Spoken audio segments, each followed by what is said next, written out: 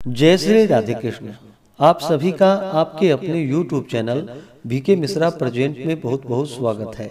आइए आज आप सब जानेंगे वर्ष 2024 पौष मास कृष्ण पक्ष में सफला एकादशी का व्रत कब धारण किया जा रहा है। तो जानेंगे व्रत के शुभ मुहूर्त के बारे में, पारण का समय कब से कब तक होगा, पारण कब और किस चीज से किया जाएगा, इस दिन क्या करना चाहिए नहीं करना चाहिए, भगवान को विशेष करके किस वस्तु का भोग लगाना चाहिए। तो आइए जानते हैं इन सबों के बारे में। आप सभी भक्तों को सफला एकादशी व्रत की ढेर सारी शुभकामनाएं। आप सभी के जीवन में लक्ष्मी नारायण की कृपा से आप सभी को सभी प्रकार के सुख और समृद्धि की प्राप्ति हो। प्रत्येक माह कृष्ण पक्ष और शुक्ल पक्ष की एकादशी के दिन एकादशी का व्रत धारण किया जाता है। इसे एकादशी या 11 व्रत के नाम से जाना जाता है। इस दिन विशेष प्रकार से भगवान विष्णु, माता लक्ष्मी के पूजन करने का विधान है। भगवान श्री कृष्ण के पूजन करने का विधान है। हर एकादशी व्रत का अपना अपना विशेष महत्व माना गया है। इसी प्रकार से पौष मास की सफला एकादशी व्रत का अपना विशेष महत्व है। इस दिन भगवान विष्णु, माता लक्ष्मी और भगवान विष्णु के नारायण स्वरूप की पूजा करनी चाहिए। नारायण दक्षिणा सहित यज्ञों से उतना संतुष्ट नहीं होते हैं जितना कि एकादशी व्रत सहित रात्रि जागरण से संतुष्ट होते हैं।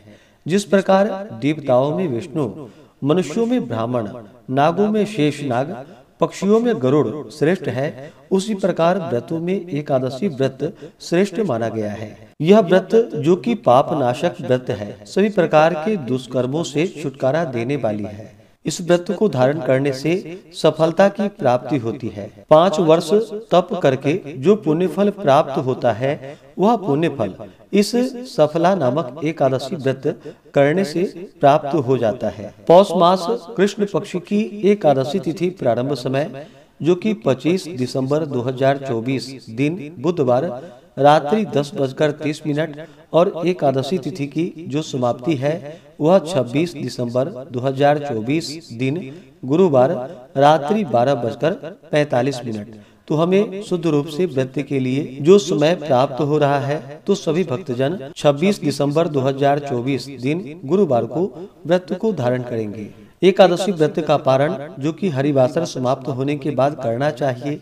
हरिवासर का समय द्वादशी तिथि का पहला चौथाई हिस्सा हरिवासर का होता है। द्वादशी तिथि प्रारंभ समय 26 दिसंबर 2024 दिन गुरुवार रात्रि 12:46 और द्वादशी तिथि की जो समाप्ति है वह 27 दिसंबर 2024 दिन शुक्रवार रात्रि 2:27।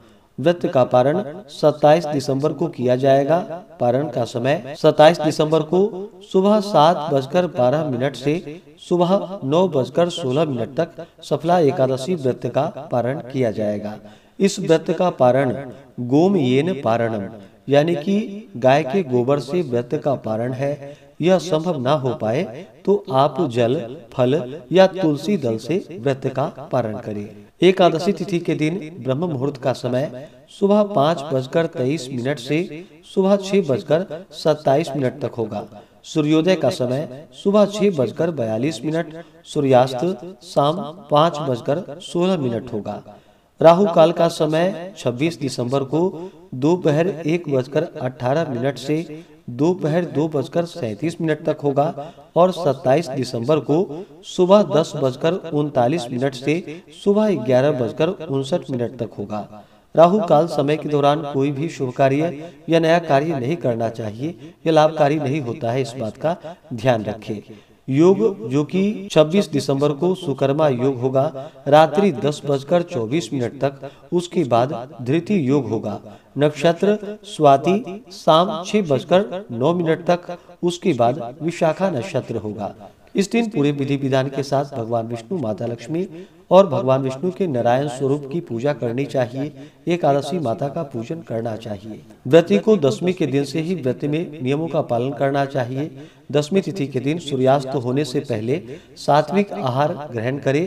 रात्रि में एकादशी व्रत का स्मरण करते हुए भगवान विष्णु के नामों का स्मरण करते हुए सोना चाहिए कि सुबह उठ करके नित्य क्रियाओं से निवृत्त होकर के स्नान आदि करके शुद्ध वस्त्र धारण करके भगवान सूर्यदेव को अर्घ्य प्रदान करें। उसके बाद व्रती को व्रत के लिए संकल्प लेना चाहिए।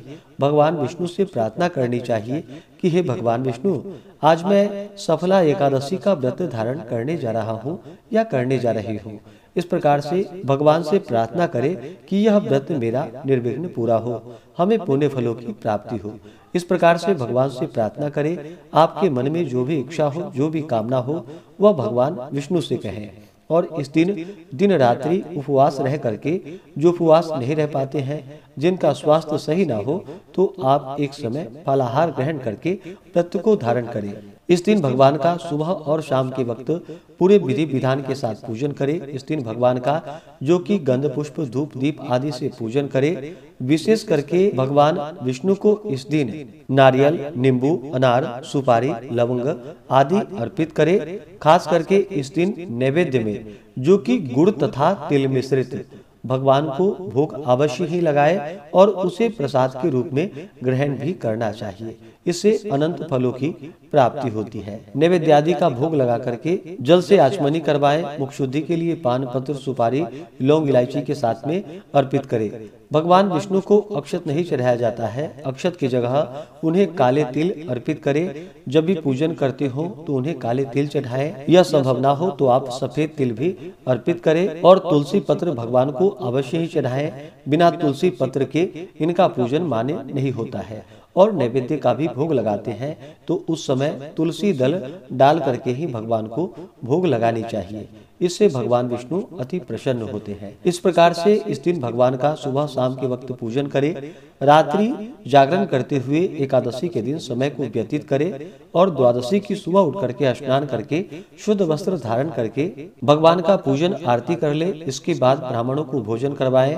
ब्राह्मणों को दान और दक्षिणा दे और फिर समय के अनुसार व्रत का पारण करना चाहिए। व्रती को व्रत के दौरान किसी के ऊपर क्रोध नहीं करनी चाहिए। अपने मन में किसी के प्रति ईर्ष्या या द्वेष का भाव नहीं लाना चाहिए। ब्रह्मचर्य का पालन करते हुए रहना चाहिए। व्रत के दौरान ओम नमो भगवते वासुदेवाय या श्री कृष्ण गोविंद हरे मुरारी आदि मंत्रों का जप करना चाहिए। इससे भगवान अति प्रसन्न होते हैं और अपना कृपा प्रदान करते हैं। तो आशा करता हूँ कि यह जानकारी आपको अच्छा लगा हो। इसी प्रकार से ज्ञानवर्धक जानकारियाँ प्राप्त करते रहने के लिए, व्रत पूजा के बारे में जानने के लिए, कथा को सुनने के लिए चैनल पे अगर आप पहली बार आए हैं तो चैनल को लाल बटन दबा करके सब्सक्राइब करें। साथ में बेल आइकन घंटी को दबाएं ताकि आने वाली वीडियो का नोटिफिकेशन आपको समय से मिलता रहे। वीडियो को लाइक करें, शेयर करें। सुखी रहें और स्वस्थ रहें। जय श्री राधे कृष्ण। धन्यवाद।